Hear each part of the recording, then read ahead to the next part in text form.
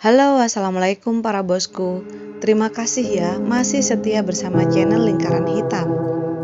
Kali ini kita akan membahas tentang salah satu pemeran di film KKN Desa Penari yang cukup fenomenal peranannya di film KKN Desa Penari.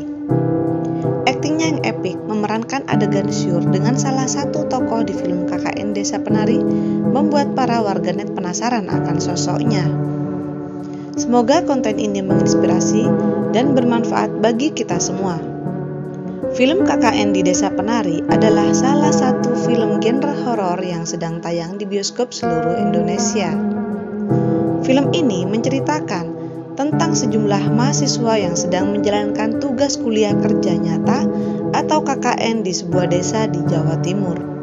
Namun, program KKN yang dijalani akhirnya dinyatakan gagal karena mengakibatkan dua mahasiswa akhirnya dinyatakan meninggal dunia setelah mengalami sakit yang tidak bisa dianalisis dalam dunia medis dan tidak bisa diobati, dan kabarnya itu dikarenakan ulah dua mahasiswa tersebut yang nekat melakukan perbuatan yang tidak senonoh di salah satu tempat yang telah diperingatkan oleh kepala desa untuk tidak didekati.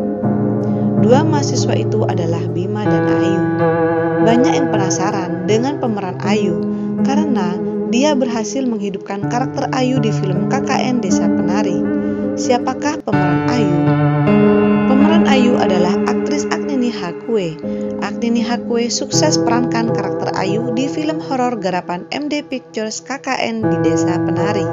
Ayu adalah salah satu mahasiswa yang sedang mengikuti KKN atau kuliah kerja nyata, namun gugur dalam tugas usai melakukan hal terlarang di desa tersebut.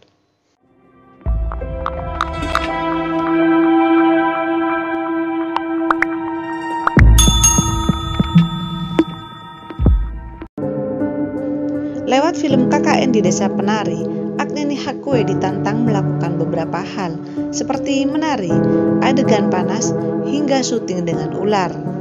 Meskipun dihadapkan dengan banyak tantangan, Agnini Hakue bisa syuting dengan mulus dan bekerja secara profesional. Profil Agnini Hakue: lahir di Semarang, Jawa Tengah pada 8 Maret 1997. Agnini Hakue awalnya dikenal sebagai atlet taekwondo. Di usianya yang masih sangat muda, yakni 14 tahun, Agnini Hakue telah bergabung dengan timnas taekwondo. Dia sempat menempati peringkat ke-6 atlet taekwondo di dunia. Di tengah kesibukannya latihan di timnas, Agnini Hakue tetap menyelesaikan kewajibannya di dunia pendidikan. Dara asal Semarang itu mengenyam pendidikan sekolah menengah di SMPN 11 Semarang dan SMAN 9 Semarang. Jadi perwakilan Indonesia untuk cabang olahraga tersebut, Agnini Hakue pernah memenangi berbagai kejuaraan nasional dan dunia.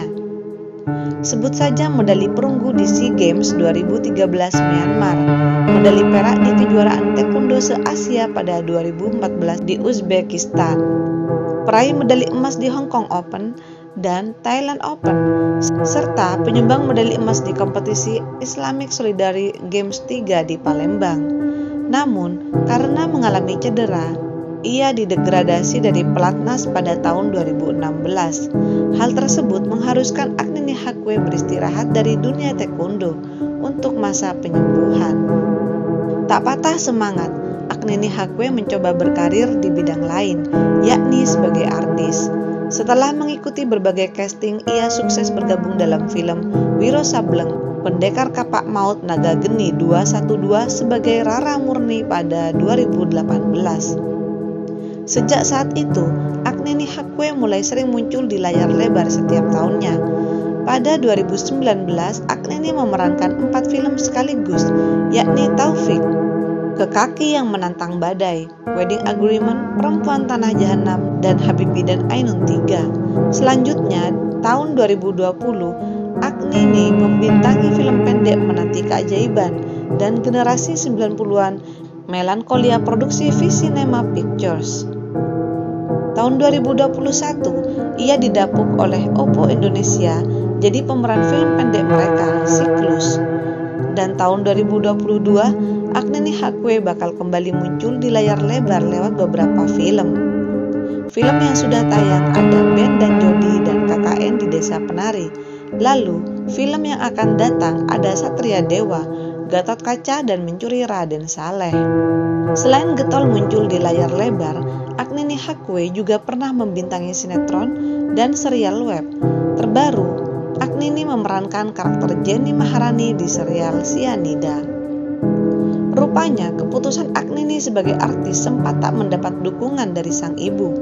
Ibunda Agni beralasan dirinya lebih bangga jika sang anak menjadi seorang atlet.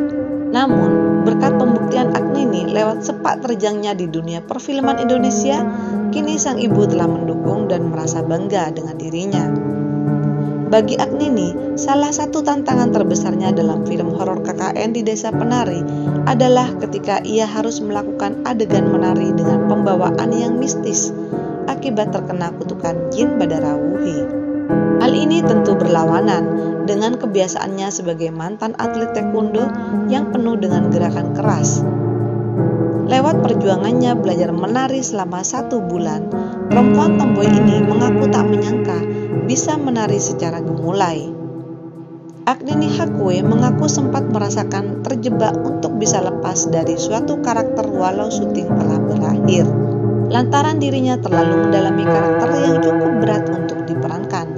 Kejadian ini lantas membuat ia sukar mengenali diri sendiri. Akhirnya, Agni memutuskan untuk mengunjungi psikiater untuk memulihkan karakternya.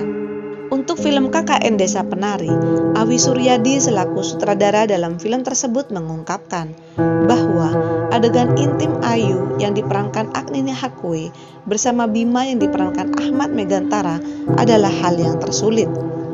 Dalam syuting adegan itu ada beberapa request khusus dari Agni yang meminta seluruh kru yang terlibat di adegan itu hanyalah kru perempuan.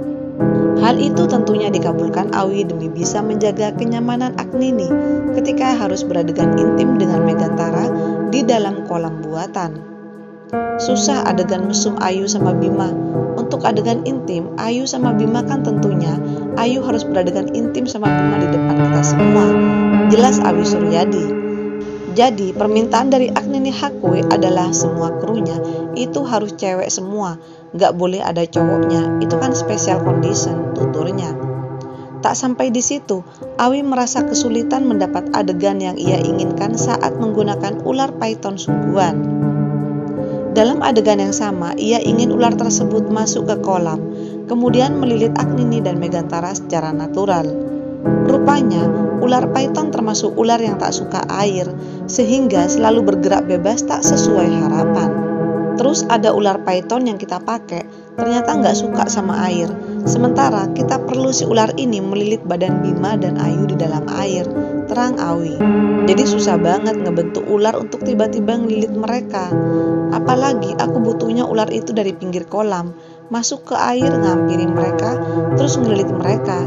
Jadi ularnya itu sebebas dia aja ngawur jalannya. Mungkin kalau di film jadinya cuma beberapa detik, itu syutingnya setengah hari loh, 6-8 jam ujarnya. Saat ini film yang diangkat dari tweet di Twitter itu sudah menembus angka 9 juta lebih penonton dan menjadi film Indonesia terlaris sepanjang masa. Baca Korean Simple Man, ini sesuatu